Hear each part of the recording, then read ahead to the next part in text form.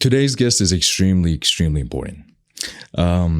He reached out to me a few weeks ago on Facebook. Even though we've been living in the same city, we've never met up until 30 minutes ago. When it comes to real estate, he's got a lot of experience. And by a lot, I mean 17 years of hard work. He's one of the most caring and most honest realtors you can find out in Atlanta. Without further ado, I do want to say thanks for coming on the podcast, Kami. Pleasure meeting you, and I cannot wait to get to know you better. Thank you. My man. Glad to be here. Very glad you joined us. Kami, it's extremely casual. I don't want to bring up any topics. I don't want to say anything. I don't want to ask you too much. And by that, I believe if I do that, we let the conversation flow naturally, right? And I've from the few experiences I've had with you, you've got a lot of stories. You position them quite well. You reach from point A to point B with no effort. So having said all of that, just give me a little background of who you are. And I'd like to kick it off with this sentence. If I were to meet you in high school, let's say 10th grade, who would Kami be back then? 10th grade. Very friendly, very outgoing. I would probably plan for our next mountain hiking. Probably biking and 10th grade. Things like that. Would you describe yourself as someone who was extremely friendly and outgoing back then, and that was something that you picked up on, and you realized that was your strong point? You wanted to build on it. Yes, I've been like that. I've been very friendly since I was a little one. Since I remember, since I'm probably even age 3 or 4 that I can remember, that I could relate with everybody. Wow. Iran, US. How did that happen? Obviously, both of us right now we are in the United States talking to each other in Atlanta, Georgia. And for whoever's listening to us, God knows where they are from. And that's the beauty of doing a podcast and sitting down and having conversation. But how did that happen? How many years ago did you move? Did you directly come to Atlanta? Walk me through that. Okay, so I was about 19 when somebody invited me to work. He wanted me to manage one of his companies. I don't know why he wanted me to manage a company at age 19, but that was a compliment. When I started working, this gentleman invites me to lunch one day and he says, "You don't belong here." I didn't know if that was a compliment or what. So I said, "What do you mean?" He says, "You got to go to another country, best America." And I said, "Why is that?" He says, "You're too honest to live here. Here, you got to have either connections or you're going to build things upon other things that you may not succeed in." So that did stick in my mind for a while. And then at age 28, I got acquainted with the Swiss ambassador in Iran, Mr. Wiersmuller. And at the same time, I got an invitation from the physics department in Huntsville, Alabama, by a gentleman called Dariush Ila. He did a lot of researches for NASA. So I was invited to Huntsville, A&M University. And I did try hard to see if I could do it myself and get, a visa to come here. And I did my research and I realized I do have to reach out to Mr. Wiersmuller. So I go out to him and I say, "This is what I have and I really need your help." So he helped me to get to the US. And then about a year later, I could bring my, as of today, my former missus. We were together until basically yesterday for 30 years. And so I brought her. You can't just say that and for me to expect, oh, that's normal. Oh, that's fine. It's, but we'll touch on that if you wanted to. It's cool. So I came here and then I I wanted to get into business pretty quickly. I decided I didn't want to continue education. I got my master's in computer science. Okay. And then so I said, I want to get into business. So I talked to somebody who had lived in Huntsville for a long time in business. And I said, where is it that you could see people in like real life? Because I want to understand these people, this culture very fast. So he says, a convenience store. I said, a convenience store? He says, yeah, that's where you see people in as they're real. So he calls this guy and I show up to his convenience store. He takes a look at me. He says, I don't think you fit this job. And I say, why is that? He says, too honest? He says, this is not for you. Because I show up, I was well-dressed, not in a suit, but I was well-dressed and I was, according to him, well-spoken. He says, I don't know if this is for you. So I say, where's your mop? He says, the mop? I said, yeah, where's your mop? He says, why? I says, I'd like to see your mop. He says, okay, it's back there in that room. So I go to the room, pick up the mop and start mopping. He says, what are you doing? I said, at the end of mopping this floor, if I'm okay with myself, I'll fit this job. And I never forget, he says, you will succeed in this country. I said, okay, I'll take that as a compliment. So then I started working there and I did very long hours, because I wanted the experience and the money, because I started from zero again, right? And then I co-owned a convenience store and pretty quickly realized I got to get out of this thing. It's not for me. Nothing wrong with it, just it was not for me. And was that in Atlanta or? Huntsville. Okay. And then I was invited to manage a Dairy Queen and co-own it with someone. And I did that for about a year or so, and I realized that's not for me either. So basically, in a new country, you're trying different things to see where you fit. So I was invited to Atlanta to manage a restaurant. There was a restaurant in Sandy Springs, and it was a Persian restaurant. It was called Mirage. It was a good restaurant with good food. The management needed help, and I had trained for Dairy Queen and Schlotzsky's. I did the training for Schlotzsky's in Austin, Texas. So you were pretty familiar with hospitality and service, and I learned here. Okay. So yeah, and then I managed that restaurant. We did well during my 3 years in that place. Lunch average was about $100, and I increased it to $1,100 within 3 years, which is huge. I think that's a 900% increase or something. And so one day this gentleman comes to the restaurant and says, he was a regular. He says, I have a house that we have built. He was a lender. Can you sell it? And I'm like, I am not in real estate. He says, you've been here for just 3 years in this city. You know more people than I do. I told you I was friendly. So the next day I sold it, and I did not know how to write a contract. So I invite this person from Remax, and I said, would you write this contract for me and I'll buy you lunch? She writes the contract and we go under contract. And then I sold 3 more homes within the next 3 months. And then I have a good cousin here. He says, most agents don't even sell that many in a year. I mean, most of them, some do, some don't.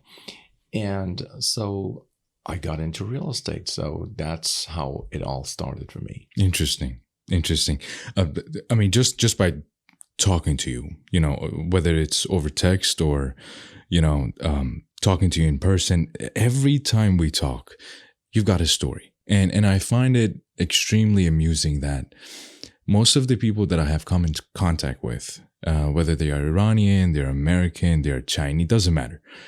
These people are fantastic at being able to tell a story, right? We love stories. We go to bed listening to stories ever since we were 2 years old, 1 year old, doesn't matter when. I truly believe core of sales is being able to tell a story, tell it effectively, and having that likability. There's a science to likability, right? And just by looking at you, talking with you for the past 30 minutes, 40 minutes, I can tell you, Kami, you are a likable dude, and I'm so looking forward to the rest of our conversation. Let's get back to real estate. So within 3 months, you're mentioning that you sold your 3rd or 4th home. by then, right? As a matter of fact, I was looking at some stats, and they were saying most people become realtors and real estate agents, which is, I understand that there's a difference between these two, and I would love for you to unpack that and explain to us what that really means, and for the audience who don't know. But most people become realtors just to be able to sell that house of their uncle. Mommy has a house, let me sell that. Oh, let's, save up on that 3% that we have to pay in fees, and 6%, oh, this and that.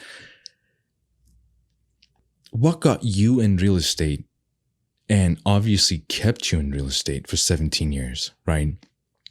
And the drive that I see in your eyes, I don't think that's going away anytime soon, right? I'm trying to see, what did you see in it that was so valuable, right? That got you in real estate. Not only it did that, but it put you amongst top 1% of the realtors in Atlanta. How did that come about? I mean, the fire that you have in your eyes, the why that you wake up every morning for, you get after it. Talk to me about the highs. Very good points. So me getting into real estate was a total accident. The gentleman wanting me to sell his house. It was a good accident.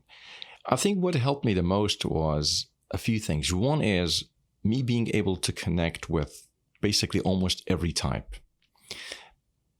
Possibly an experience of starting very early, from the age of 3 that I can remember, where I could talk to anybody without any hesitation. I was not shy.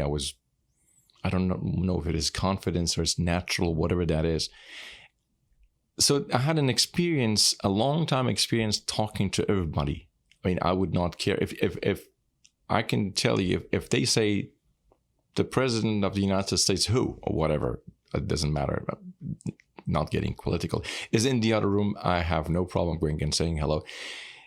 So that helped me a lot. The second thing was, anything that I've done in work, I've taken it very seriously. So that was one thing that helped me the most, because when I got into real estate in 2004, one day Pat Nelson, great broker at Coldwell Banker that I started with, she calls me in the office and she says, these people see your car outside in the parking lot at 1 a.m, and the next day 6 a.m, and this keeps happening a lot. I said, okay, is this a good thing or a bad thing? She says, well, you can't do this. I said, something wrong? Is it illegal? She says, no, you'll burn out. I said, Pat, you don't understand. I came here and I started from zero again. I had built something up to age 28 in Iran, and then now I have to start over. And this is people's homes we're talking. So again, like you said, some people get into real estate. I don't know exactly why, but their why, it was a good word that he used, their why is not exactly what I think it's not strong enough. Right. Because if it takes other things. Like, the most important thing is responsibility. It's somebody's home. It's not a pair of shoes. A lot of people take it very lightly. And I see people buying a house and they don't realize the fact that there is a whole lot more to it just than the colors of the walls and the cabinets and the floor plan that they may like. And then they may or may not realize it years later. Meaning, when you want to sell your house, you may not realize that you could have earned a lot more by choosing the right house for that area and for that neighborhood, because it's very different from one neighborhood to another. And most people don't realize that. Sometimes people don't even realize it, even after 3 or 4 homes that they have bought and sold. I don't know if that makes any sense. It's a long story. So I hope I might have touched the...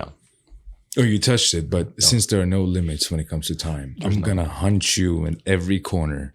We're going to ask you all the important questions. And I just want to make sure that, the outcome of the conversation that we're having right now is going to impact someone's life in the near future. 2 months, 3 months, 1 year, 2 years, 5 years. Someone that's young. They're going to school. They're getting all these degrees and they're learning physics and chemistry, but they get out in the real world and they realize, man, that's not really what I want to do. I'm a people's person. I want to go talk to people. I've got passion for land. There was this gentleman that Him and I used to be coworkers. He came to United States with absolutely nothing, right? Maybe $5,000, if that. In the beginning, he started as someone who was an assistant to the Mexican that was doing flooring, peeling up carpets, installing hardwood. He would probably make $50 a day, right? Fast forward 2 years, he learns it, right? He learns that, buys a Ford Ranger 2002, pays $2,000-$3,000 for it. It's absolutely beat up, and he shows up to work every day. He is a workhorse, right? In a land of opportunity, right?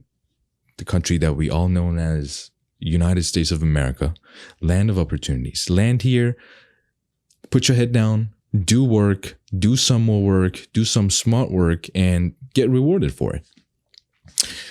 That's his story. And he was involved. I brought this up just to say that there's so much money in real estate market, whether you are a contractor, a builder, an agent, right? He did the hard work, worked a little bit, got on his own, got the truck, started having his own clients, bought his first house, bought the second one, flipped it, third one, rented out the other two, sold everything, moved out to California, and is still doing the same thing. So I'm saying all of this to come back to you and say, if you were to start it all over again back in 2004, right? Knowing how many new agents are getting into the market right now, what are 3 things that you would have done differently if it was 2004? Kami has the knowledge of he has today, and he wants to apply it to back then to have a better, more proper start. A couple of things. One is, I'm going to get back to your point in a second. That story that you said about the gentleman from Mexico, that's me. I started with $1,200. Hey, if you came to this country with money, hey, good for you. And if you succeeded, better. And if you came with nothing or $1,200 and you succeeded, either you were very lucky or you did something right, or both. So when I see someone who has started from zero and they are wherever they are, I have a different admiration for them because I know they have built everything from ground up. Again, nothing wrong with somebody came with money and built it up again too. If I went back to 2004 and started over, I don't know if I would change anything, because I think I did everything that I was supposed to and some. So it was my first year in real estate. I sold 16 homes. Pat Nelson said, Pat Nelson sits in her office. She says, how many homes do you think you're going to sell this year? And I'm thinking maybe 1 a month. So I said 12. And I never forget her look. It almost looked like you're an idiot. You might sell 3 or 4. So I sold 12. I sold 16 for more than what I had anticipated. And then the next year she says, what do you think you're going to do this year? And I told her my goal. She says, I never forget her sentence. It's the reason I never forget it, because it's a common mistake grammatically. She says, you might can make it. And I did better. I actually did $3,000 short of my goal. It was a bigger goal. Now, what helped me is, number 1, I was serious. Number 2, I really worked hard. Number 3, any class that was out there, I took. I did not care about spending money. I was paying $500 per hour for coaching. And I did that for a long time. And that came from the president of Coldwell Banker then, Jim Smith. He comes to the office one day, and I never missed a single office meeting. And that day, for some reason, I don't remember what, I couldn't attend. So I wrote a letter to the audience, to the other associates, me thinking I'm responsible for not being here. So Pat Nelson reads it. Everybody laughs. I don't know what I wrote. That's years ago. That's 17 years ago. 16, 17 years ago. So, and then Jim Smith says, who's this guy? Pat Nelson says, this is the story. This is what happened. Jim Smith calls me, and I go to the corporate, I think it's Glenridge, somewhere around that area, 285 and 400. So I go to his office. He gets up sharp and shakes my hands very firmly and very friendly, and in a very friendly manner, and says, "Do you want to be a broker?" And I was like, "I thought you got to be in this business for 3 years and then you need to take a class." He says, "Don't worry about that. Do you want to be a broker?" And I said, "I'll take the class." And then he says, "You need to take coaching." Now I'm thinking, Jim Schmidt, a very successful person, if he tells me to take coaching, I'm going to take it. I was not in a position money-wise to do that. But you know what? Leap of faith. I said, I'll do it. And I did it. And that helped me a lot. So basically, I think I did everything that I was supposed to, and more than most everybody, because that's what they told me. They said, we have never seen anybody with this drive. And then you got to understand, I did not know anybody in this town, like close friends. I knew people, but they were not close friends. Because when you become an agent, as a new agent, then there are a few people that do want to buy their homes with you, and these are usually your friends. But if you don't have close friends like that, you got to start from zero. So for me, it was zero. I knew people, but not as close friends. I had many acquaintances that I had built during my work, but not close friends where we would hang out much, because we didn't have time to hang out much. I didn't. I was working. My average number of hours per day were about 18 hours. So there was no time for us to associate with other people. I did not associate with many until probably just about maybe like 10 years ago or so, starting from 2000, almost like 7-ish. So I don't think I would do anything differently. I think I did it right. I mean, could I have done better? Possibly. I don't know any better. Right. Sorry, back to your question. Also, you mentioned that for people who want to get into this business, you mentioned this could change somebody's future. Anybody who calls me, a lot of people who, not a majority, but a lot of people who bought or sold a house with me, they thought, oh, this is fun. They don't see that, they don't see what happens in the background and what you've gone through. Yeah. So they say, oh, this is fun. You show 3 homes and you sell a home, but they don't see that there are others who might see a whole lot more homes and they never make a decision. So some of them became agents. Right. And then before they became agents, some of them called me and said, what do you think? And I would say, please do not get into this business unless you want to give it your 100%. This is people's homes we're talking. Right. Most people, this is their biggest investment. Right.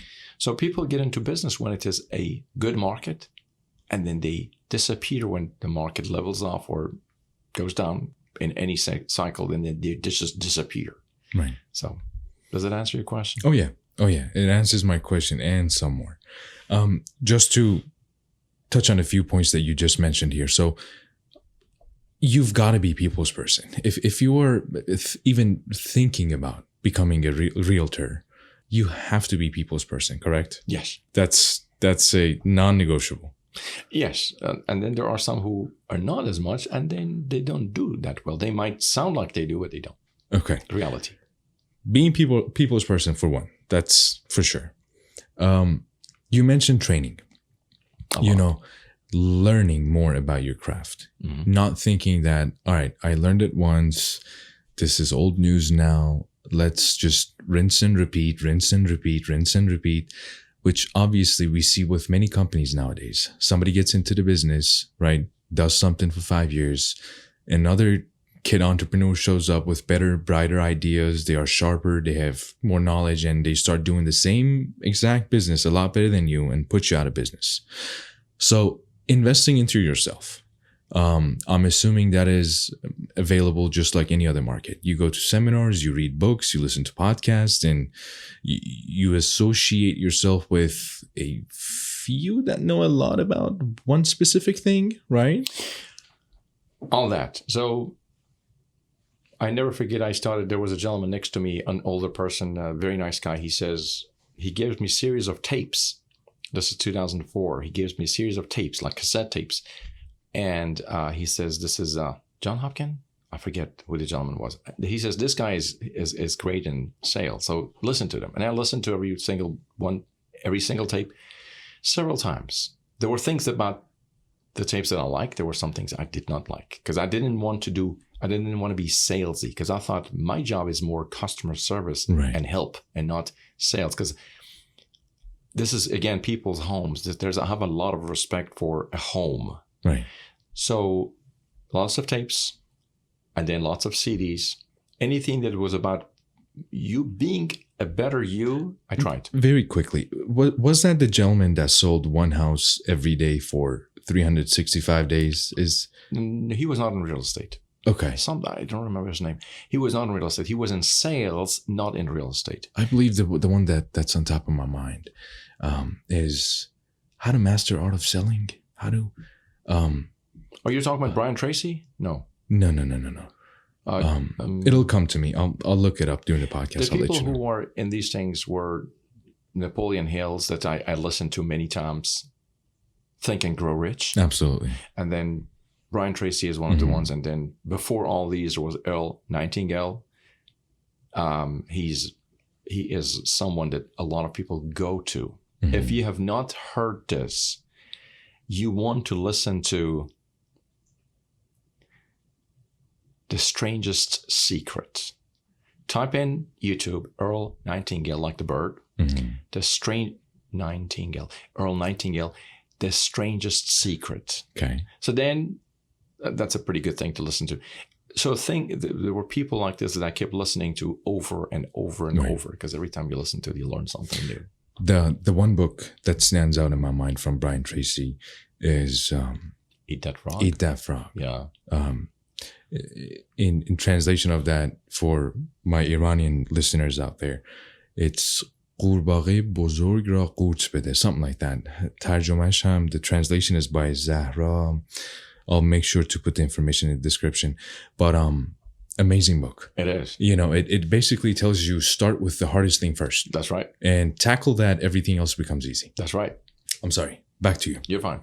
So basically, that's basically, I took all the trainings. Basically, I did trainings that were real estate related or non-real estate related, but they would make you a better thinker, connecting with yourself and others more. So those things helped. How much of that do you think? I mean, obviously, this whole self-help, self-improvement, it's become a business. Everyone that has done something, that has opened up a falafel shop is out there, preaching and telling everybody, 5 things to succeed. And how do you cancel that noise and focus on truly a few that you do find credible to be able to listen to and take a few words from? What helped me a lot was those seminars I used to go to. I used to go to 2-3 seminars a year. And since I had coaches, they were very good sources for me. So through those coachings and those seminars and classes, I would get to know who is better to listen to, that would help you learn and get better faster. Okay. So does that answer the question? Yeah. Okay. Were you able to identify them quick by the way that they were talking, or you would do like some research on the background and see, all right, this guy's credible because he obviously has some skin on the wall and he's put in the work and this is the history? Or you would just purely word of mouth, somebody that you knew? Anybody who I thought I could trust and said, this is a good book. Okay. I would not hesitate. I would read it. Okay. Lots of audiobooks because I was in the car a lot from one home to another. Is that still true today? Today, I don't do much audio because I'm usually on the phone all the time. Obviously. Yeah. Being a realtor. Yeah, that's right. I do things I'm not supposed to do in the car, texting, and I've written contracts in the car driving. I've been pulled over. We're going to make sure to beep this section out, but Twice I've been pulled over and they'll let me go. Sir, sorry, the house is going to sell before I get to my next destination. Son, slow down. They may not have used the word son. Right. So slow down. No more computers in the car. So anybody that I thought was credible, like the source was credible, like my coach, I would say, this is a good book. I would read it. So I don't do audiobooks a lot. these days I'm more into TED Talk and YouTube, only if I know the main speaker on YouTube and if I see that they have millions of views. Got it. Yeah. And within the first 30 seconds, I can tell if this is going the right direction or it's going south. Like, okay, no, this guy does not know what he's talking about. You mentioned something about the next house is about to be sold before I even get there. A few questions, stats. Yeah. What are the most number of houses Kami has sold in a year? The biggest I've sold were 55. 55 houses in a year. Yeah. Okay. Ballpark. Give me an average price. My average price is today is no, I don't know this year is higher, but average price, normally let's consider it 450, but this year has been higher. 450. Do you think having an average price like that puts a label on you as someone that only deals with houses that are X dollar amount and higher? So there are many, this is important. This is very important. There are many misconceptions in real estate. The misconceptions are, first, you would listen to someone who has sold a house once or twice in their life, even 3 or 4 times, and they are using their own personal experience. Number 2 is online sources, things that people think they can trust, but they really can't, like Zillow and many other. And the reason is this: there are no 2 homes the same. This is very important. There are no 2 homes the same. And that's why software has not been able to take over this industry. And I don't see it happening anytime soon because, I repeat, there are no 2 homes the same. So if anyone gives you an opinion on a house and they are not experienced agents, most probably they would not give the right information. So if anyone says, I'll only work a certain price range, something is not right with that comment.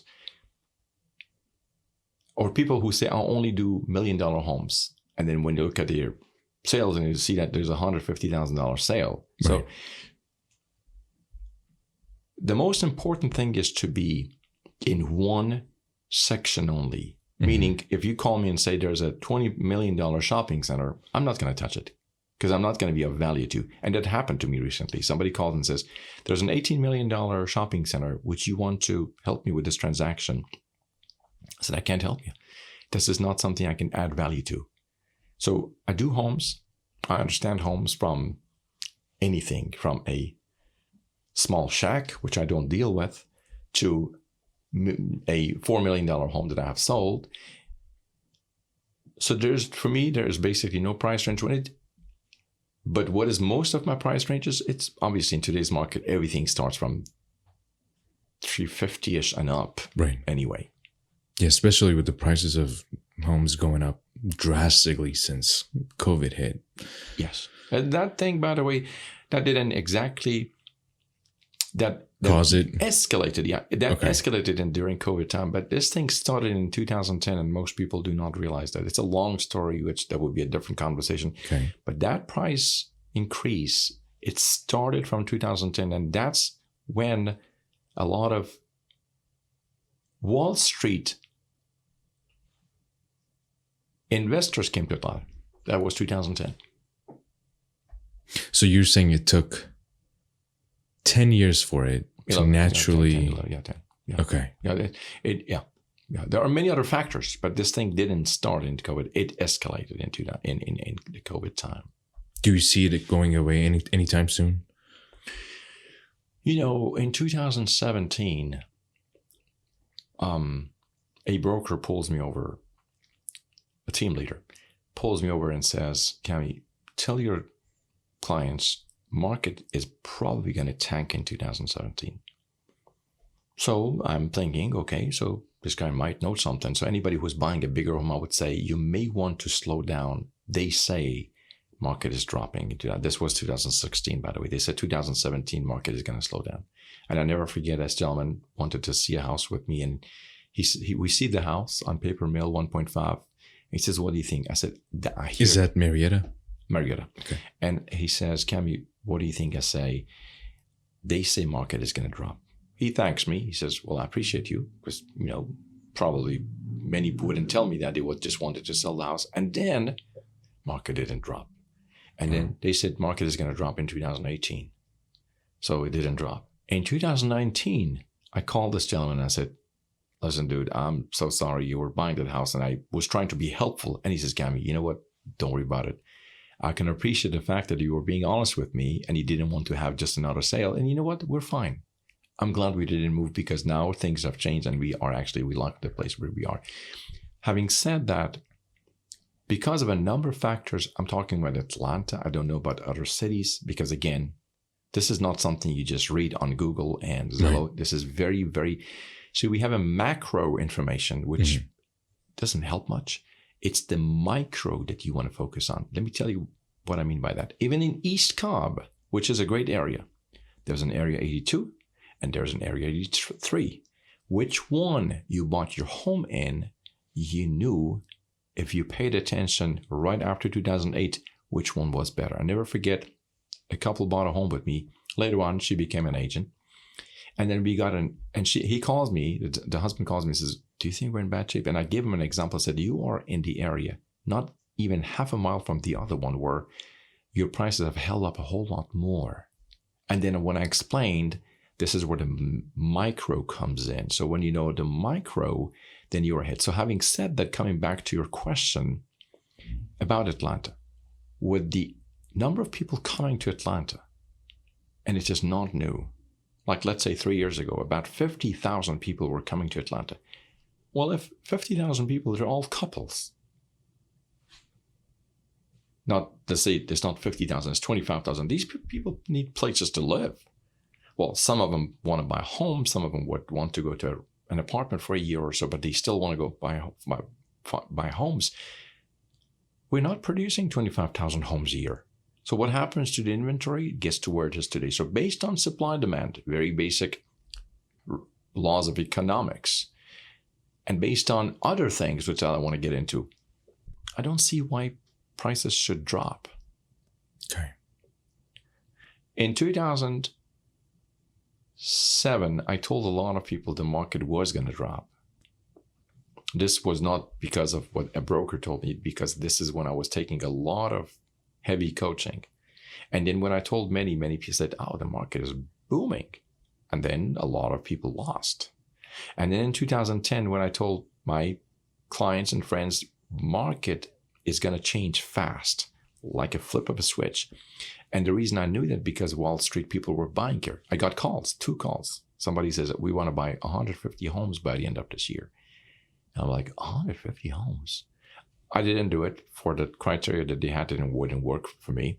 And then I get another call about a week or two later that somebody says, "We're buying 350 homes in Atlanta by the end of the year." I said, 350 homes? Wow. I know. So then I knew something was happening. Then I researched it and realized these are people who took their money before the crash in 2008. They knew something was coming. And they took their money out and they were putting it into real estate, especially in Atlanta. So I knew, this is why I said, it started in 2010. It just built up and then it just exploded during COVID. Which again, that's a different subject. But here's the thing.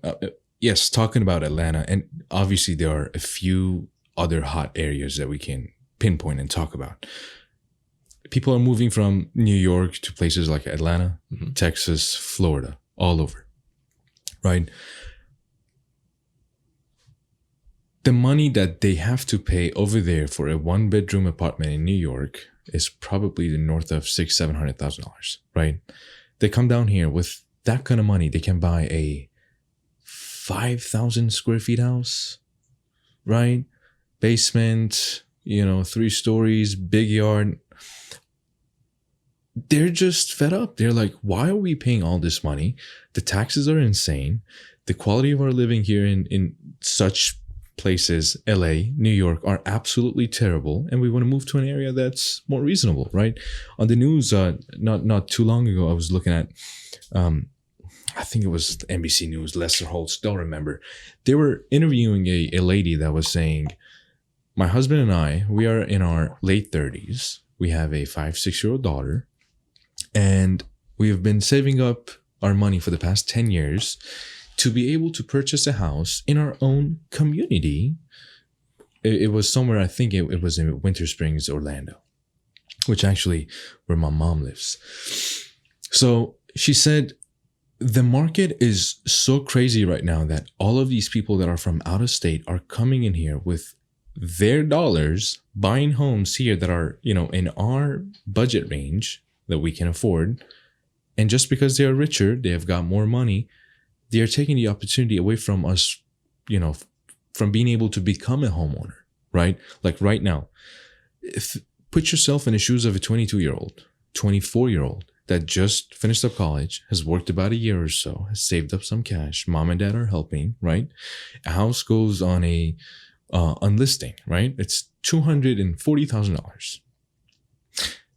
You go in, you look at everything, you look at the house, you like what you see, you put your offer in, $245,000. 3 hours later, you got a call from your realtor saying, somebody bought it cash and they bought it for $290,000. I mean, this is, in my eyes, something needs to happen for this situation to normalize.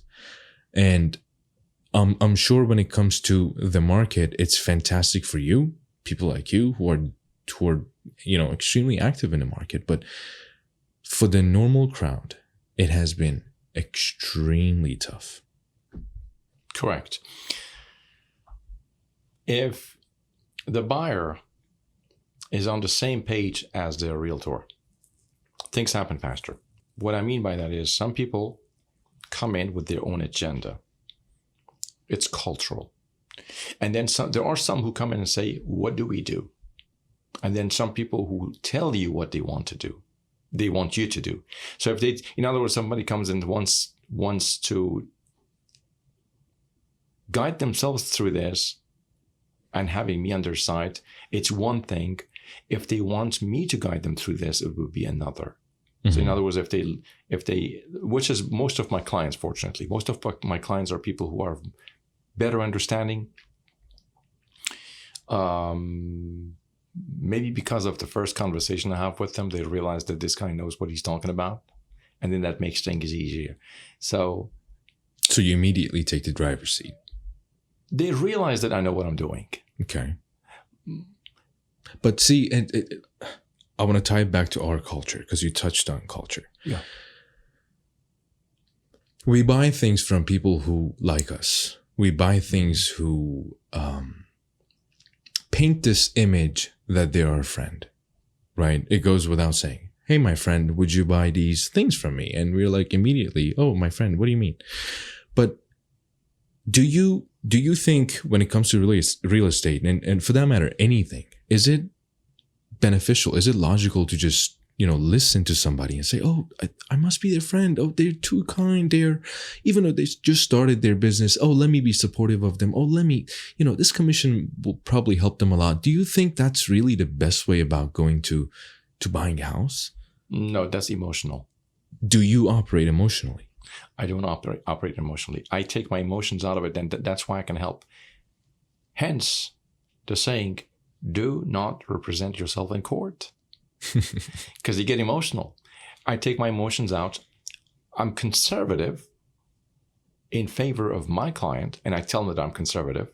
And I tell them this is where I stand, and this is where this offer stands. This is if we're buying a house. I give them my conservative view, and then I say this is where you can navigate is not a good word. You can maneuver. Mm-hmm. So saying that emotions, people who sell their own home as agents or buy their own home usually are the worst ones not the worst, the most difficult ones to deal with. And those are the ones who usually mess things up a lot worse than somebody else who is not emotionally involved. And agents who do get emotionally involved, they basically may not do it the best way possible, if that makes sense. Okay. No, I get it. It makes perfect sense. This is a building of tons of wood and glass and plaster and pipes and all. And then these are numbers. This has nothing to do with emotion. And if you make it emotional, you basically may not do so well as being helped to the client. And that's why the clients may want to leave most everything to the agent that they already know, who knows what they're doing. And the agent is honest about their job. Okay. I get it. I mean, I think that balance needs to be in any aspect of life, right? Yeah. You go emotionally balls to the wall. I mean, that's crazy. That's going to end up in catastrophe and disaster.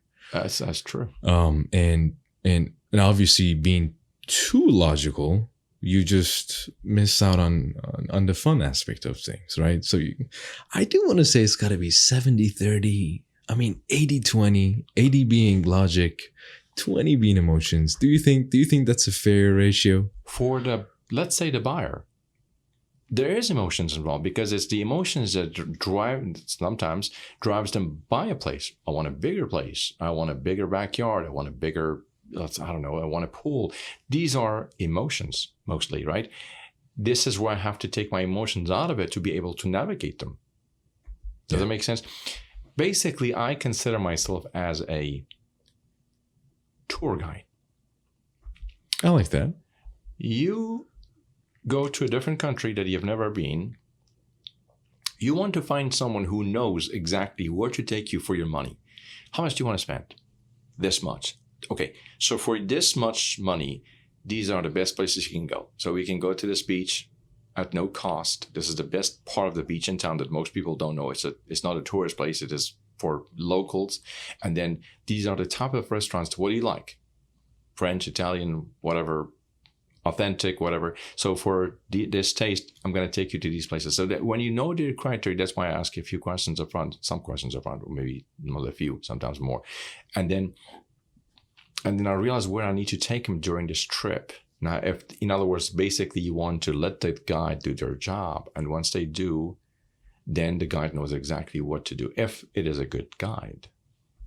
Got it. Two things I do want to get back to. Earlier on, we talked about this job being emotional, right? You have to understand the emotions of the people that you're dealing with. You do.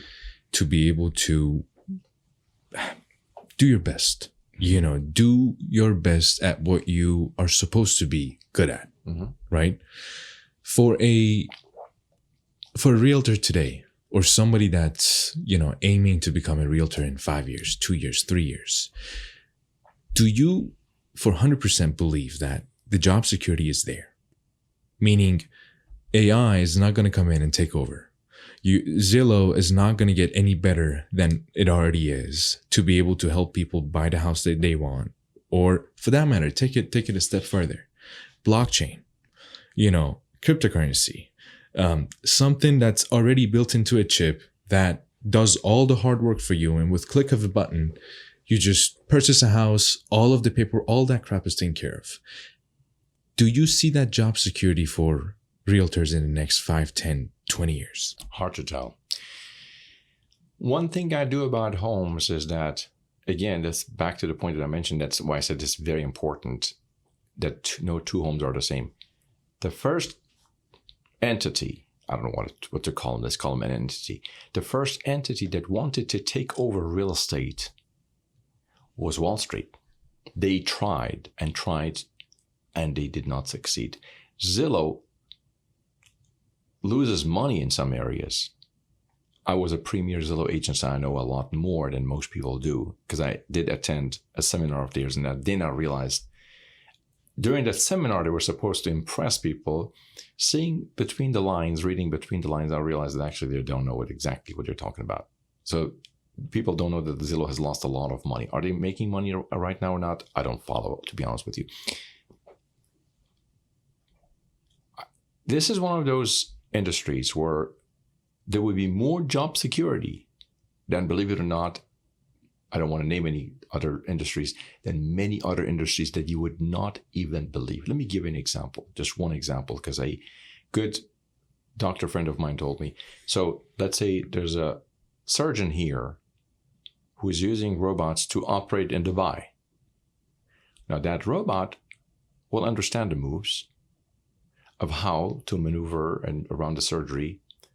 It might take 100, 1,000, 10,000. A heart surgery is a heart surgery. Even though heart is complicated, but it is the same procedures. That's why I say this is very important. No two homes are the same. That's why it's very difficult for them to take over. And I've seen these bigger companies lose a lot of money trying to be in real estate. Why are they still afloat? Because they have big bucks behind them, big money, a lot of money behind them. But having said that, it's very hard to tell if this business is going to, because nobody knows what businesses will be around in 5 or 10 years from today. One thing not related to AI is, again, when the business is good, a lot of people decide to become agents. And then when the business is not good, this is reseed. And these are the ones who are not taking this business really seriously. To a point where in 2008, where a lot of agents left, you just reminded me of something interesting. I kept the same speed and determination and commitment. For that reason, in 2011, where a lot of agents had not even come back to the business because they had come and gone, for 8 months in a row, I was number 3 in the entire company. I was number 2 in the entire company of Coldwell Banker in all Metro Atlanta. For 8 months, I was number 2. The first person who actually was at the top, she cheated. She basically, yeah, I don't want to get into it. Does it happen here too? Well, this is like this. These were individuals. So, right. Or teams and individuals. The reason I'm not a team is if Amir calls me and wants to buy a house, I don't want to hand you off to another person. You're my client. You're not my assistant's client or a showing agent client. So I wanted to make sure from that Amir and his missus are from point A to point B, from the start to the finish line with me. In other words, you would never make a call and somebody else picks up the phone, right? So these were individuals. So this lady, she was not an individual. There were 3 people. Oh my God. That's where the cheating was. I see. And a lot of people in Callbacker knew. So when we were meetings, they would say, Cami, you're number 1. We know that. So, okay, I don't care. It was an accomplishment, but I didn't do it for numbers. I did it because I just loved this. It shows, man. It really shows. Thank you. Honestly. Thank you very much. What is your advice for a 24-year-old today that has saved up some money and is desperately looking for a house to buy?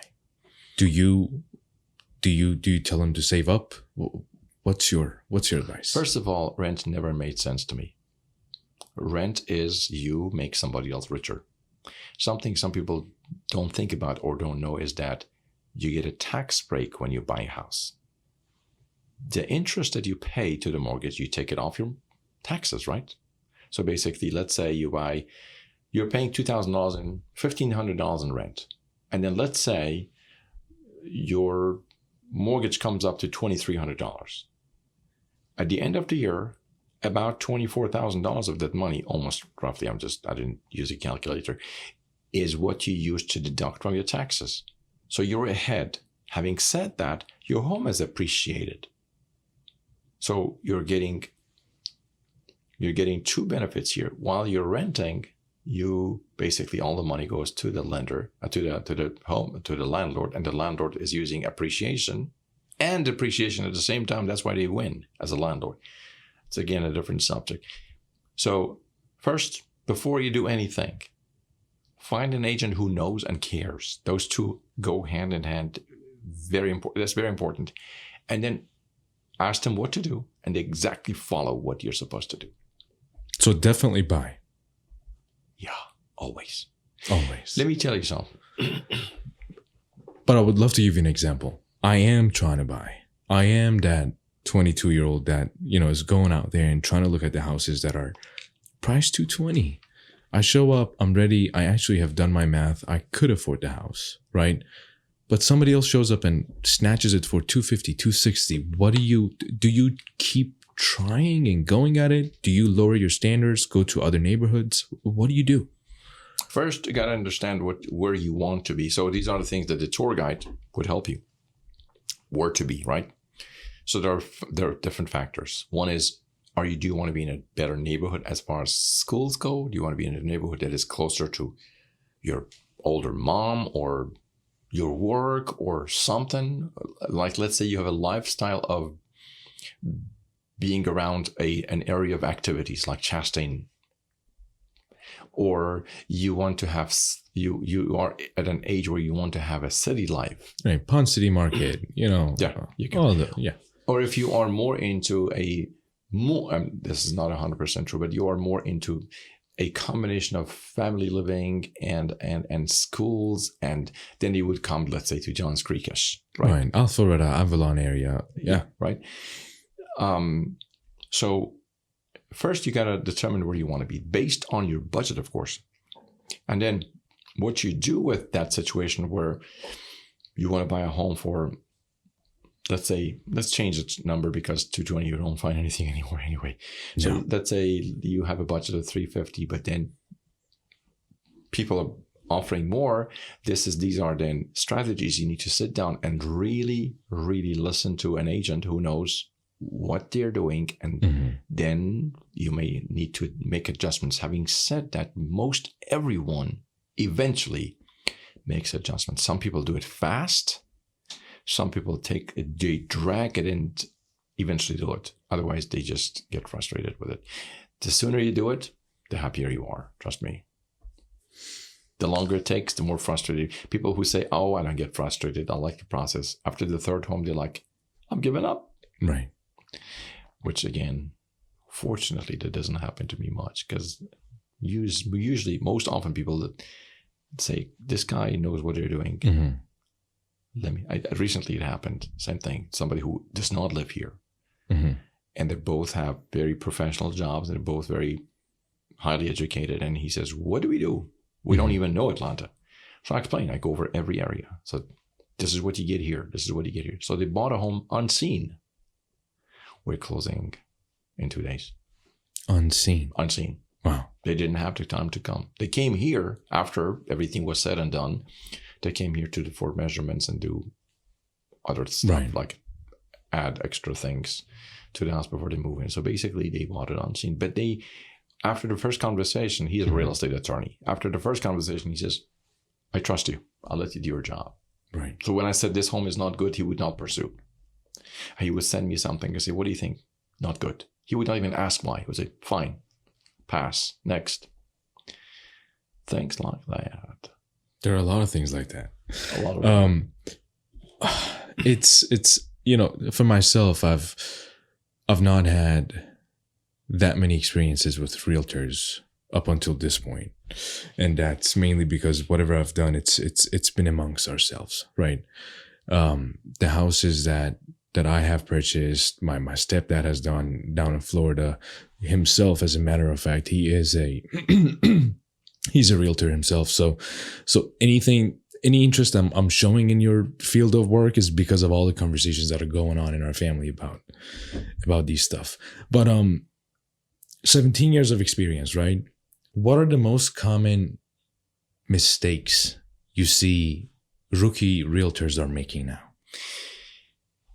I'm going to touch that in just a sec. One thing I got to mention when we talked about emotions, this is important. So as a realtor, even though you got to take your emotions out of the equation, it's highly, highly important that you have EQ over IQ. So even though you got to take your emotions out of it, you got to be highly intelligent. Emotionally intelligent. Emotionally intelligent, that's where the EQ comes in. If you have IQ, nice. Your EQ must be higher than IQ. That's when you know exactly how to help people navigate through this. You understand people's actions and reactions, buyers, sellers, and the other agent. Right. Back to your this subject that you just mentioned, for realtors. Common mistakes that realtors make nowadays, the rookie ones. Okay. First of all, they think you just open the door and say, this is the bathroom, this is the kitchen. People make an offer, everything goes like that, and then it's done. The details of this job, after 17 years, I'm still learning. And I'm not kidding. I'm still learning. And the reason I'm learning is because I see things. I read between the lines, I see details, and then there's something new about this new home that you see today. Today, I saw something today that I had never seen before. Maybe because I pay more attention, that people might find out 6 months later, 2 years later, call it, oh, I never thought about that. Then you think, okay, this is new. Today, after tens of thousands of homes that I've seen today, there was something new. Again, back to the point, there are no two homes the same. So agents that get into this business, they see the tip of the iceberg, like, oh, this is fun. And then there's a whole lot underneath that they never thought about, and they may never do. And they think, okay, so why am I only selling these number of homes a year? Which a lot of agents actually do break even at the end of the year. Explain that to me. Okay, so I am in the office this is 2005. I'm in Roswell Road in Old Canton. This gentleman becomes an agent. He is an accountant who wants to be an agent.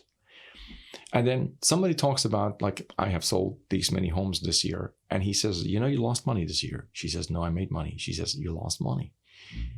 And she's confused. And then when he runs the numbers, he goes to his car, brings a piece of paper, says, if you go add up these numbers, you lost money. You think you made money because you see the check, but you don't see your expenses. Hence, a lot of people are in debt in America because they don't see the expenses versus what they make. So he says, you think you made money. You actually lost money. I never forget an agent who was my buyer, and she became an agent. And then she gets her first check and calls me. She says, I thought I was making $10,000. I'm making 20 something hundred, like $2,700. Where's the rest of it? I said, that's what people don't see. They think you're making 3%. You actually are making less than 1%. Yeah. So that if they come for the money, they only can go so far. They won't last long. One reason is they become complacent. They drive, if it is about money. You get to a point where you think, oh, I made this much. I can get my purse and my shoes and whatever, and then I'm fine. And then they just go. And then the rest of it becomes propaganda. Like, which may not be exactly reality. When you do it for the drive that you have, this is a responsibility that is on my shoulders, then it would be, then you would succeed. And I'm not making it about me. I'm talking about success. Right. For that reason, it's almost always hard for me to travel. When I travel, it's like when people want to, a couple of months ago, people were going to Cancun. I said, I can't. People are relying on me to find homes. So if I had, let's say, made money that year, which hopefully I have, I would say, well, it's my time to take a vacation. I couldn't. Now, am I not going on vacations? I do, but limited. I know agents, fine, I'm not picking on them, where every time I call them, I'm on vacation. Like, okay, how do you do this? How do you leave your agents? I have a lender right now who's doing that. Every time I call him, he's on vacation. I'm like, dude, are you doing your job? Right. So anyway, so they got to take it seriously. They got to know that this is they need to make it about commitment and what's that word? Not getting complacent. Contribution, commitment and contribution. When you are about commitment and contribution, especially in this industry, then I think you'll do fine in helping people. But how do you wake up in the morning when you have $100 million in your bank account? Do you still go out there and sign up to get punched in the face? Okay, so when you see, I'm talking about UFC. Yeah.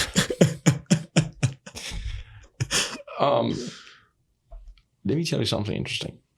So culturally, I thought everything is about making money. Was that my intention or not? Different story. But culturally, when we see business, what we see, like what happens when you go to what most Iranians who go to a concert. Right. One of the first things they do to add the rows, they multiply and say, oh, this concert made this much money. I've seen it many times. Now, I was at a top 1% seminar of top 1% agents in the country. Now, I was associated with them because at some point I became top 1%, but then I'm not working 18 hours a day anymore. I'm still working, but not 18 hours a day anymore. So I am in this top 1%, and I'm talking to this gentleman. Something interesting happened. I asked about numbers. He says, come on, let me show you numbers. And then I realized that this guy had a Harley. He has an accident. He goes to concussion. As soon as he wakes up with broken bones, his hip was broken, his leg was broken, the first thing he asks for, and he was selling 150 homes a year, the first person he asked for is his phone and his paperwork and his computer. At that moment, I realized these people don't work for money. Because like Warren Buffett, some people say, why is he still working? He loves what he does. Because if you are making, if it is about money, after you make your, I don't know, whatever that is, your ceiling is right. $1 million, 10 million, 100 million, then like, why would they work? These people, they have a bigger drive. It is not money. Right. So that person who goes to UFC and does that, he loves the sport. Right. That's what makes Muhammad Ali Muhammad Ali. Exactly. I mean, it's camaraderie. It's specifically in that arena. It's camaraderie. I mean, it's the blood, sweat, and tears. Getting in there, working it out, crafting something that's absolutely yours. Becoming better at it. Making sure that you see things before they happen. Right. You take that step right when you should, or maybe 2 seconds before you should have. And I think it's the rush that it gives you. At some point, I was having this conversation with my brother 2 nights ago. UFC 263. We were sitting down watching Nate Diaz going out there in the 5th round, almost taking out our what's his name? I know most of them. I don't know their names. It'll come to me. Anyways, we're watching this crazy fight. Blood is everywhere, and people are hitting each other and all that. We're saying probably after the first pay, which is $100,000, $60,000, $70,000, even think of it as, salary.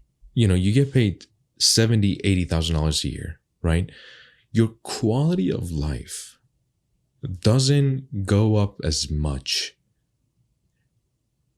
if you were to make 120, 130, because the Toyota Camry that you're driving, it's got the rear view camera, it's got a front camera, the seats are comfortable, your audio is phenomenal, and the Benz that you're driving does almost the exact same thing, a little bit better, right? The house that you're in, right? 4-bedroom, 5-bedroom, doesn't matter. 2 kids, they're going to school, they're happy, but think about the time that you're taking away to achieve that $20,000. That time is time taken away from quality time with your wife, with your kids, with your friends. And if you are doing it for money only, that's in my eyes, you're losing both ways. Not only you're enjoying the time that you're putting in to make the money, but you're also taking the time away from your loved ones. So with the points that you just mentioned, it's an obsession. It's a way of living. It's a lifestyle. Becoming best at what you are trying to become the best at. And I could not agree with you more. It's people becoming complacent after selling their first Lamborghini as a car salesperson and making that commission. Like, I'm all good. I can go to Mexico now. I can, just kick it, sit back, enjoy my cigar and have fun, and not see that if you stop selling, the money is not coming in. And it's all about doing it for the right reasons, right? You fell in love with it because you're a people's person. You're contributing. Somebody's going to be living there for the next 10, 20, 30 years. Someone's first child is going to be born in that house. They're going to grow up. They're going to have a puppy. We're going to get to your puppy soon. So there's a lot of emotions. It's about the passion, man, and it shows that you've got the passion. And I don't know, like, any more specific we get into the real estate topic. Number one, I'll be learning a lot from you. So from this point on, I know that we mentioned a lot. If I were to tell you, Kami, what are a few things that you wanted to mention, but we didn't get to? You feel like they're important to touch on. What would they be? Floor is yours. Go for it. Amir, so let me tell you something interesting. I have this example where when I came to the US 20 plus years ago, 23 years ago or so, if you asked me to talk about Atlanta, I could talk for hours. Everything was different. If you tell me what do you think about Atlanta today, I'll say, it's nice. Because now you know so much, you don't know where to start. Everything has become normal to you. Right. So if you tell me, so I'm teaching a class on this in a few days, in 2 days actually. Now that I think of it, it's in 2 days, right? Sometimes at the office they say, "Would you like to teach?" I say, "I don't know what to teach. There's so many areas I don't even know where to start." And somebody says, "How about phone calls?" And I said, "Okay, that's a subject." I just wrote it down, and then I'm going to teach it. I did the same class about right before COVID, which actually, it came so naturally because I used to teach, by the way, years ago. So it's a great question. This industry is so vast, and this is where people are, they don't understand, most people don't realize it. And that's why they say, oh, if Zillow says 500, well, it is 500. No, sir, it is not like that. It is a whole lot more, there are a whole lot more details to it, to a point where even the color of the bricks matter in pricing. And it's a different subject. To give you an example, if a house is, let's say, these are subconscious things for buyers. Somebody goes to a house and say, I don't know why I don't like it. They don't have the time to absorb all this. They don't have the knowledge. But there are things about that house that turns, let's say, the females off because the color of the bricks were darker. They like the house, but something turns them off because it's a masculine-looking home. Again, it's a real long story, so I don't want to get into it. So when you say, is there anything that we left behind? Hundreds of pages, if not thousands. I'm not kidding. No, seriously, okay. Yeah. So you got to be very specific with the question. I want to take it out of real estate a little bit and ask you about, what does Kami do when he's not involved in anything that has to do with real estate? Recently, it has changed. Basically, I do more, not more than my work, but more than before. I do other things that are for me. So, for example, until about 3 years ago, I would say probably, except for the time that I partied, like family parties and all, which again, everything would become real estate at some point. Oh, can you tell us about the market and blah, blah, blah. Doesn't matter. It has nothing to do with COVID and hot market. Everybody likes that. Is very hard, right? You have a doctor in your friends, and poor guy shows up at the party. Everybody starts asking questions about like medical stuff. What do you think about this medicine? How my knee is hurting. Do you catch yourself in those scenarios to a point that no party is ever a party for you? Okay, this is important. This is important. This is where the obsession that you mentioned comes in. So I'm going to come back to this other point because now we're talking about a different point, which is I know. Which is good. So I'm in a restaurant. Actually, we're in Mirage. This is in 2000 and probably 7-ish. I have a very good friend who is a doctor. So we are sitting at the table. This waiter comes and realizes we're talking medical stuff. We're talking medical stuff and his work and what's the new space looks, how the new space looks like, feels like at your work. I mean, work-wise in his hospital or wherever he was. Right. And then the waiter picks up on it and says, I have a medical question. And then my friend gets really mad. He says, this is not an office. I am not a doctor here. I'm here as a customer. He got really mad. So I say nothing. We have our lunch and we have our tea. And I said, let's say his name is John. I'm just making this up. Do you like your job, John? And he says, yeah. I said, okay. You sure? Why? And I say, every party I go to, every place I go to, people talk about real estate. Have you ever seen me mad? And I said, no more. I didn't have to. He reflected. He realized, dude, you're in the wrong business. Be in a business when people talk about it. You enjoy talking about it. So if at a party, people talk about real estate, I love it because that's something I know, and I think I know pretty well. And then people are relying on my answers. Now, this same person might ask another agent the same question. Can they rely on them or not? That's a different story. They may or may not. I don't know. But from my standpoint, I understand this business. So if somebody asks me that question, number one, that's a compliment to me. Number two, it's something that I can help with. I might change somebody's direction. So it's still actually a better party for me. Does that make sense? So, it does. So, and then there was another point we were talking about. The other point was, what do you do when you're not doing real estate? So until about 3 years ago, almost about 3 years ago, everything was real estate. Everything. Imagine even when I go to a party, it's still real estate because, again, people ask you questions all the time. Everything was real estate. In other words, this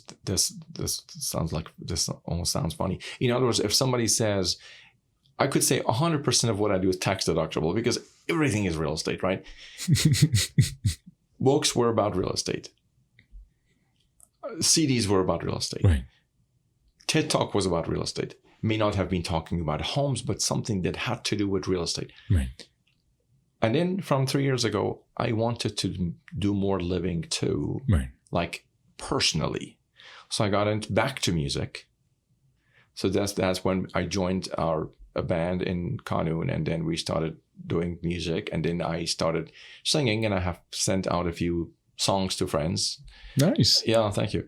So back to music when I started at age like 19-ish. Okay. So now now one thing that I do recently the most is whenever I get like I want to take a break, 10 minutes of a movie. The movie might take me 2 days, but movies are my. If I were not a real estate agent, I would be a movie critique. So it's they don't have the most. No, but it's just two things that you like, right? Right. Like you could paint, but you could also be, like you said, a UFC fighter. Right. Even though they may not go hand in hand, but hey, somebody could have a taste in both, right?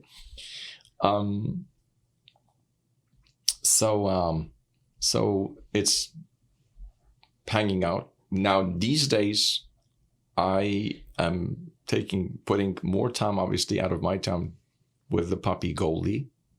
Goldie is his name. Goldie, 5 months puppy. So it's Goldie, and then I write more. I have a number of pieces that I've written. Some of them I've not posted yet. Mm-hmm. People seem to like them, and it's interesting. I get nice, kind comments on Facebook, and actually I get probably more on Nextdoor. Okay. For some reason, maybe Facebook is usually about parties and trips and pictures and all, but still, so those things. That was one of the first things I noticed when I saw that friend request from you on Facebook. Immediately I saw it. I'm like, oh, Kami, of course. I heard of your name from a few, close friends of mine, and it's very true. When you think about someone's name, right? A few words should pop up in your mind about that person. For example, we had this high-level director come to our current company right now. In the beginning days of us getting trained and all of that, he goes, after spending 5 hours with you guys today, when I walk up on that stage, turn around, and have the clicker in my hand, I'm doing a presentation, putting up slides, going to the next page and talking about this specific piece of technology, and coming here, standing, projecting my voice. 5 hours in conclusion. If I were to ask you, use 3 words to describe me. You wouldn't believe 20 something people, that piece of papers in front of them, gave it to him, right? I'd say a common denominator of all the things mentioned was expert. You sound good when you talk about what you're talking about and you have dedicated your life to. I said all of this to say that our lovely friend Dariush Moin, he's my very good friend. Actually, my first friend from the moment I came to US and had, the ESL classes in college, and we did the whole thing together. So it was a period that he was mentioning that he's showing some interest about getting into real estate and all that. He said, man, there's this one guy that he's so good at what he does. I want to talk to him. So it's funny, when I saw your friend request on Facebook, the first name that came to my mind was Dariush and what he had mentioned about you back then. Because I didn't know of you, you know what I mean? Other than what he said. So you have a Goldie, you sing. Now I do want to know what genre are you focused on? Is it pop? Okay. Is it more of the pop that we hear today or the pop that we used to hear? I'm an oldie type. Okay. It doesn't matter what age you might be in. You might be 20-year-old, could be an oldie. Mm-hmm. Like some people have old souls. I think in some areas I'm an old soul. So I'd rather listen to sometimes I sit down and listen to a God knows when, 50s, whatever, jazz. And I might like it more than what I could hear in today's music. Nothing wrong with today's music. I'm an oldies type. So pop. Okay. And yeah. If you were to tell me your Iranian idol when it comes to being a singer, who is your Iranian idol? It depends. If it is pop, then all time.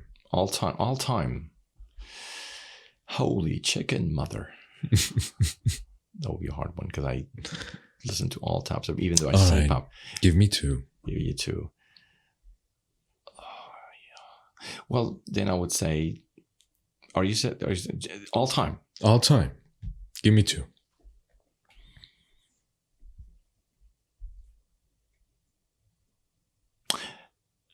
Nina Simone. Okay.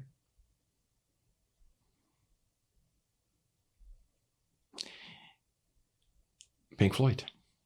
Nina Simone and Pink Floyd. Give me your Iranian fellas. It would be Shajarian and Arif. Obviously, two different genres. Pedar, right? Not Pesar. Shajarian. Pesar is fine. Pedar, yeah, the father, yeah. Nothing about Pesar. Don't kill us in the comment section. I love Humayun. It's just father, son. And Arif, you mentioned? Arif, yeah. He has class. He has style.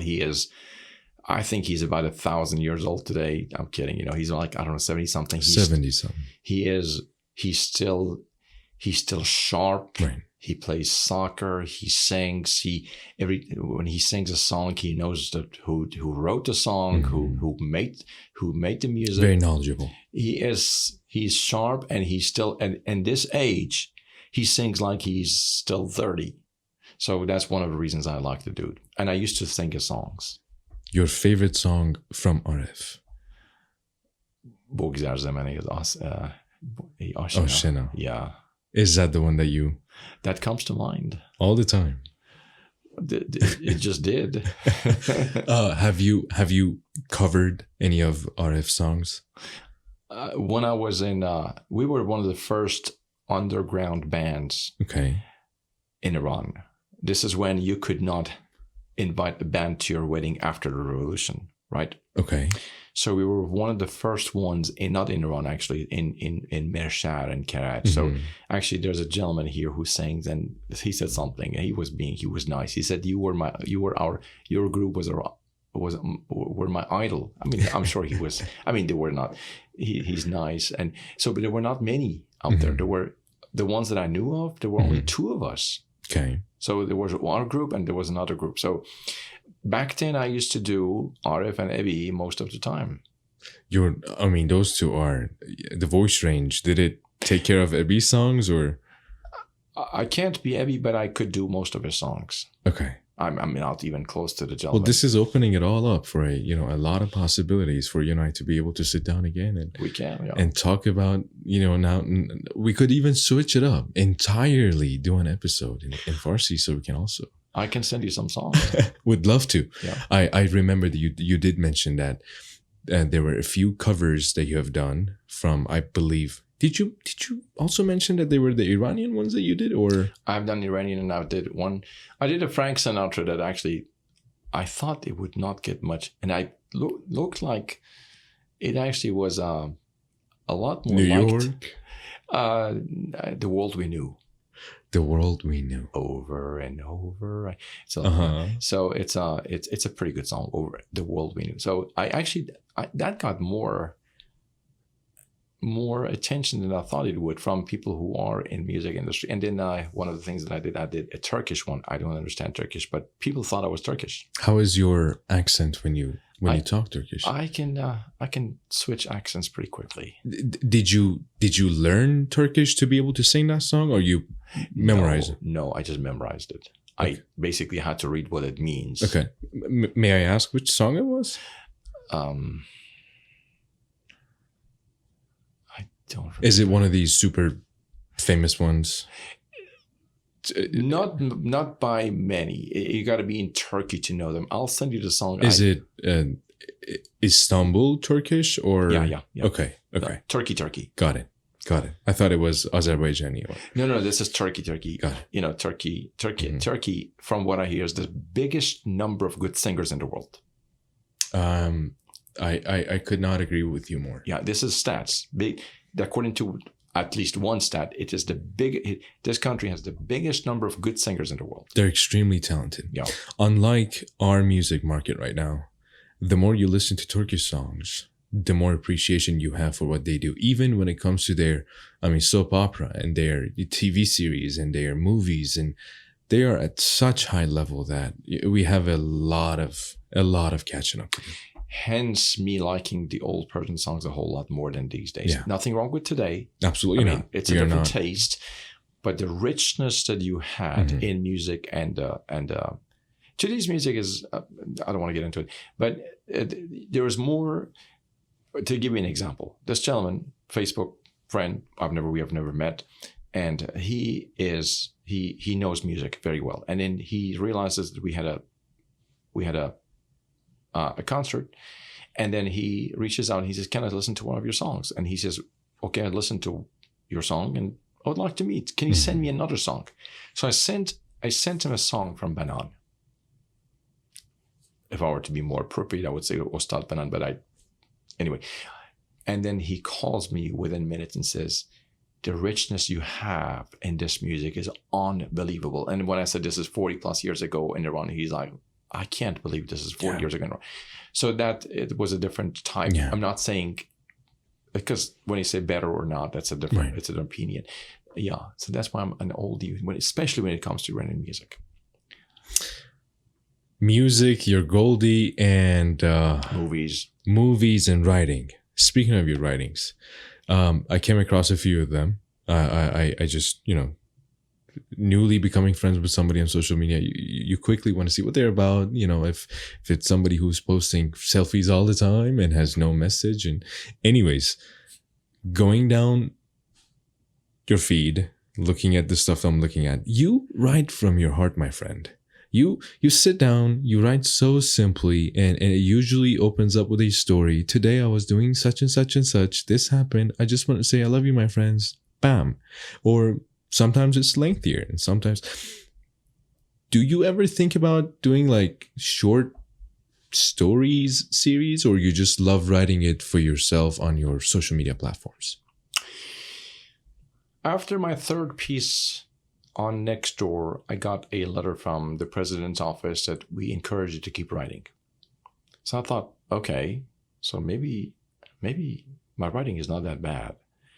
And then I started getting messages from people after my third or fourth piece, from neighbors who don't know me, like on Nextdoor, that, "Are you thinking of writing? What if you ever have a story session where people gather and you sit down and tell stories? we are in, and there is a group of us who would be willing to sit and listen to your stories.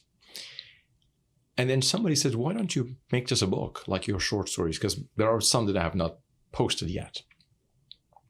So that has been a thought. I have 2 books in mind. One of them I started, which is not stories, it's a different thing.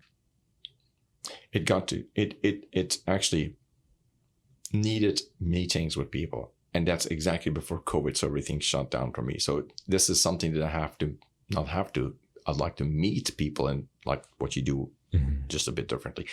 And then the book is based on that. And what's great about it in my mind is I don't have to meet with the top 500. Exactly. Whatever. I'm sitting with people, just normal people who have had let me not get into it, just regular people. And that would make it probably more relatable. Yes, that was the right Relatable. word. Right word. I'm listening. I am listening. You are? Books you've read. Doesn't have to be, nonfiction, fiction, doesn't matter. 2 books that have influenced Kami the most. Hamlet. My major is English literature. Okay. I read that book. I read that thing quite a few times. Hamlet and Ernest Hemingway. The Old Man and the Sea. These 2 affected me the most. How could they not? How could they not? Movies. 2 movies that Kami can watch over and over and over again. Matrix. Interesting. I know. I'm going to tell you why. And Back to the Future. And I didn't know why I liked Back to the Future so much. Tell me about Matrix. Matrix. So when I was in the physics department, I'm not a physicist, but I was there as a promoter. This is in 1998 in Huntsville, Alabama. I thought sci-fi movies are for kids. That's what I thought. I thought it makes no sense to sit. Hence me never watching Star Wars till today, which is to some people is unbelievable. Like, you have not seen Star Wars, really? I haven't either. So we both missed. So I see this physicist who loves sci-fi movies, and I'm like, physicist and sci-fi movies? That doesn't go together. And then realized actually it does. And then there was another physicist, and they were having a conversation about this movie, not Matrix. This is 1998. And I'm like, you guys watch sci-fi? Why? And then I realized there is a different world to it that opens your imagination. So when people were talking about Matrix, I'm like, seriously? The guy is bending and twisting and dodging bullets? And then when I watched it, I was hooked. And I realized it's a totally different world that actually, if you understand it, your perspective of life changes so much that if you talk about it, a lot of people don't understand it. And then when you have that perspective, a lot of things changes. Let me give you an example. One of the things that has changed for this is something me and my former, I don't want to call ex for some reason, my former announced yesterday that we got separated, but we're still friends. Now, we have been separated for years. And yesterday, we go to see Van Gogh, the exhibit, and then after that, we go to a restaurant, and after that, we go to a friend for dessert. During this time, like right after the restaurant, we had talked that we were going to announce that we are separated. And I got more messages than I thought that saying, we can't believe that you guys mentioned that you're separated and you're still friends. And the fact that a lot of people are surprised doesn't surprise me because I used to live in that world, but I don't. So things that have affected me, that have opened up things that I never knew, the things that you do not know that you do not know. Yeah. which is your blind sight. And then when you know, you realize, oh boy, that thing was there, just like a blind sight when you're driving, you don't know there's a huge car right next to you. I mean, today's technology, there's a flash thing that lights up on your side mirror. Things that you do not know. And then people call me and say, how are you still friends? And some people, some according to what I hear, they can't even absorb the fact that we're still friends. How? So these are the things that open up when you have different perspectives. Right. So Matrix was one of them. Man, I'm asking you about Matrix. You're telling me something that my mind just explodes. It will. And especially in our culture. I mean, it's if you don't mind, I'm just going to briefly touch on this. It's very uncommon for a couple in our culture, after living together, correct me if I'm wrong, 20 plus years. 30 plus years. Just 30, exactly 30. 30.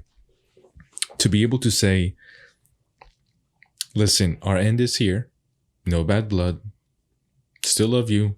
Your way, and I'm going to go my way. We're still friends, and we're just going to announce it as a happy couple to everybody that this is our way forward. Yeah. I mean, the fact that you did that, most of the people that you and I know cannot even fathom what that means. Mm-hmm. And a part of me thinks, why did you even feel the need to announce to an audience that, safe to say, 90% of them don't even care? Or, God, how do I phrase this so it's not looked at as... Say it. Because to me, it's very simple. What I'm saying is, if you were to announce a happy news, right, new car, new house, you would have probably gotten 5 messages saying, oh, congratulations, oh, it's amazing. But because it is something bad... by the way, it is not, okay? That's where the perspective comes in.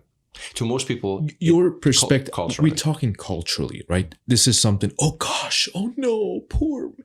You know what I mean? But that's why you're receiving those messages and asking questions, because it comes from a part of us as a culture. And this is also true in many other cultures, but it's a little bit less in Americans, to be too nosy, to figure out, oh, what is Kami doing right now? Oh, what was the reason? Well, but getting back to you, my mind is blown based on the fact that you just shared. Oh, yesterday we went to dinner. We went to see this and that, and we announced it. You said it so easily. It wasn't, yeah. Again, okay. So this could, which I don't want to get started because that's a whole different subject. Right. It could open up a whole different subject. Can of worms. No, it's not a can of worms. Not even can of worms. No, it's not a can of worms. It's a different perspective. So I don't want to get into that aspect because that's a long story, which is a very interesting story. Share as much as you're comfortable sharing. Okay. So we have, okay, so for couples, especially when they get started, it's all about love. Mm-hmm. Usually this love is very short-lived because it is not truly love. It is butterflies that you get because you miss a partner, because you're not together yet. Hence, the time that you are friends or fiancés or we're not living together, it is very lovely and they miss each other. And then when you are in the same house, under the same roof, things change for most people. Very rarely most people are used to each other. They're not in love with each other. They think, and even to start with, they think they love each other, but they don't. That's very powerful. You just said most people are used to each other. Yeah. They're not in love with each other. Correct. That's why if one of them travels, the other one could miss the other because they're just used to each other. Like they miss the presence, but there's no love. People think they fall in love. They're not falling in love. Love is you give your life for your child. Not many spouses give their life to the other. So if you're, God forbid, if somebody's child is in an accident and needs both kidneys, the mom could say, I give my child the 2 kidneys. I don't think that usually happens between 2 spouses. That's why people get mad at burnt food. Or if the guy, whatever he did, overworked or whatever. Because if there is the one thing that would put everything above everything else is understanding. I see this gentleman. He's an Iranian guy. He had a wife who was disabled for years. And this gentleman fed her, bathed her, everything that a person needs until the lady passed away. He never left her behind. He never said, I can't deal with this. I need to put her at a place to be taken care of. He might have even had the money. It is a level of understanding.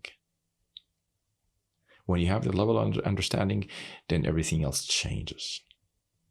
So when you have the level of understanding, that's why I got messages. Some people were like, I can't believe this. How did you guys do this? I'm in awe.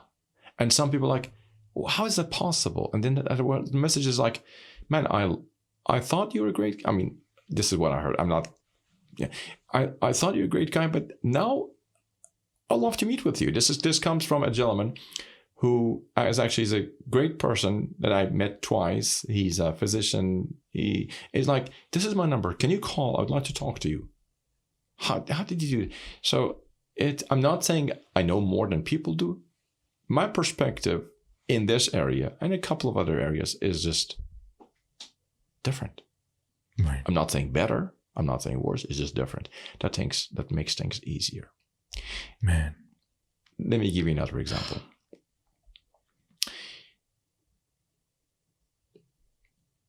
So to people, death could be the end of something or scary, or if they tell you that we can tell you at what age you will die, most people don't want to know what that age is. I don't want to know because I don't know how I'm going to deal with that, because I'm going to be counting my days and I'm going to be scared my whole life. I went to a private event.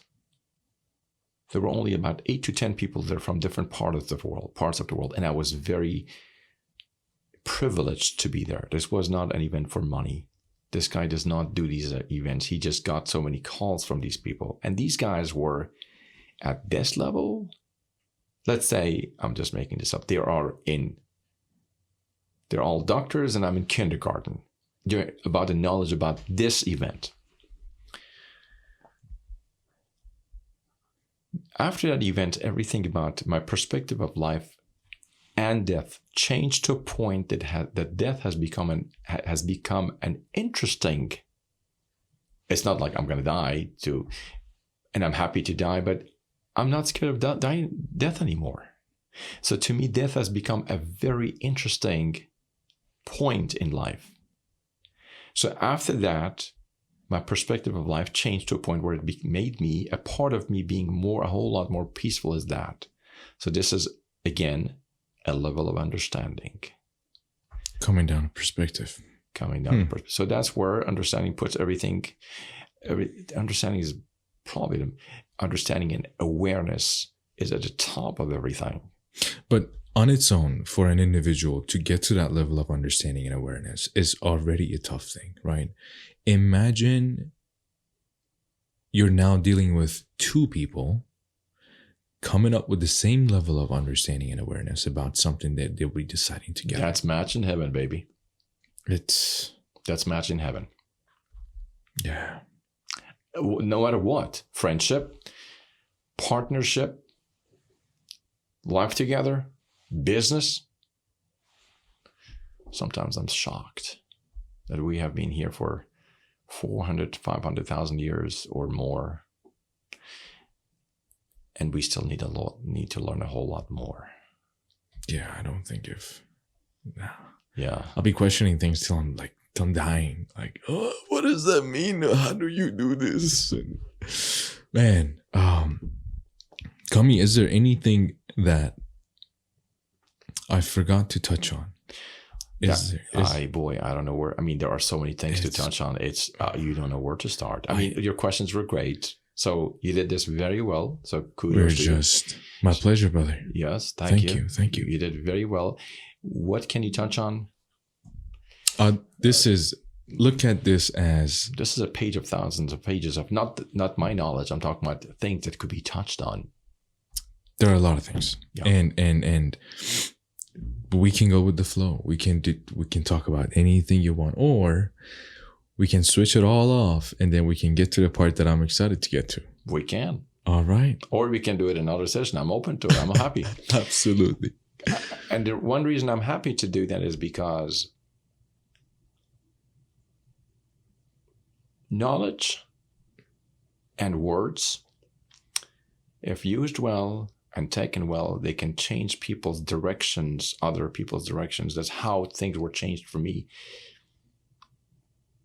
Me being aware and listening to and finding the right sources, things changed for me to a point where if you tell me I'll die tomorrow, I don't see myself being scared. I'm like, okay, I hope that people that I'm leaving behind who have relied on me will be fine. That's the only concern that comes to mind. Right. So I'm okay sharing these things because I hope that opens something for some people. I'm not going to forget. Back to the Future. The reason I love Back to the Future is because later on, one day I say it to myself and I think, why do I love this movie so much? I wish, one of my biggest wishes was, it's not as much anymore, that I could go back to an age where I'm 3 years old and I have the same knowledge. Doesn't this tie back to what I was asking you? That was about real estate. Right. I wouldn't change that because I think I did well in real estate because I did so much. But in life as a whole. As a 3-year-old. Man, that'd be scary. Yes, it could be.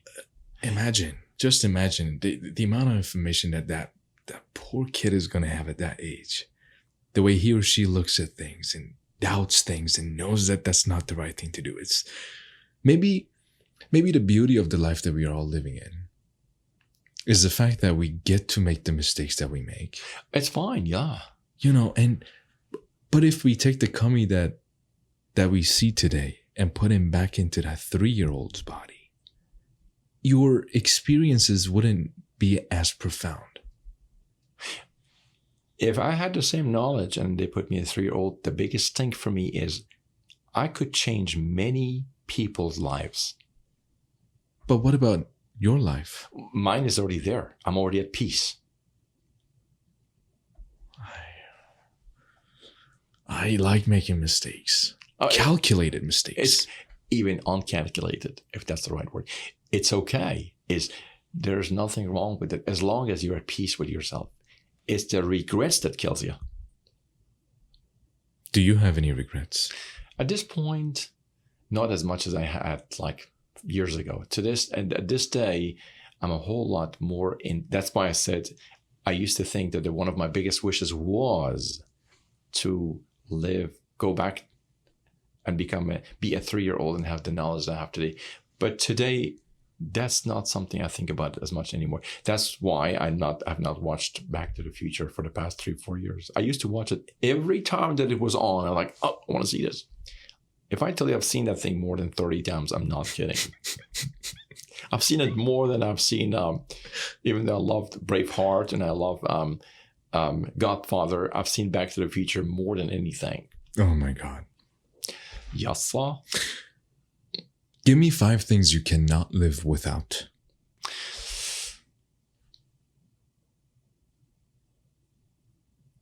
Okay, so I would say my work, it doesn't come in an order of... Understandable. So, it can't completely be material things. It can be something as simple as your tie. Okay, so close people, like including close friends, good friends, work,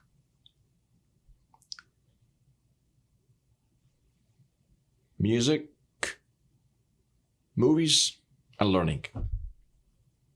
Without any of those, I'm just dead. Close people, friends, music. Close people meaning friends Right. and family. Right. That family could be a cousin, could be my uncle. Right. Work. My work. Music, movies, and learning. I think Man. any of those drop, a part of me is missing. You forgot one thing. What's that? Podcasting with Amirnezam. Yowza? Come on. Yes. We've got to have you here again, Oh, man. yeah, I'll be happy to. It was a pleasure doing this with you. Thank you. Thanks again.